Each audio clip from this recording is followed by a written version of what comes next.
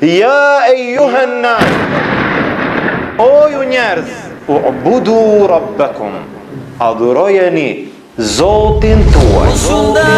Shumon njeri në stacionin e dënjas.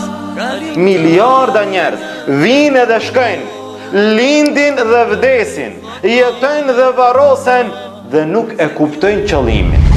Pse kemi ardhur në këtë dynja? Se kjo jetë shumë e shkurt dhe kalon kish pa e vret atë që keme. Dikush ka ardhur në dynja dhe nuk e di qëllimin e vet.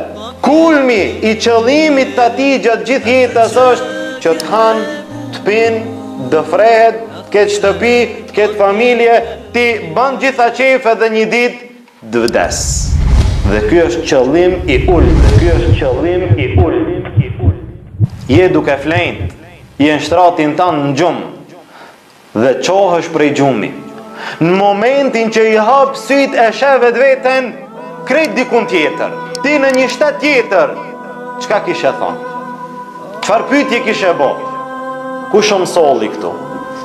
Kush më ka pru këtu? Pse më kam pru këtu? A e ke bo këtë pyetje vetvetes për ardhjen tënde në dunja? A e ke bo njëherë një jetë pyetje? Kush më ka pru mu në këtë dunja? A prej nga erdha unë? Kush e të solli në dunja? Allahu Azza wa Jall. Në rregull. Pse? وما خلقت الجن والإنس إلا ليعبدون وما خلقت الجن والإنس إلا ليعبدون.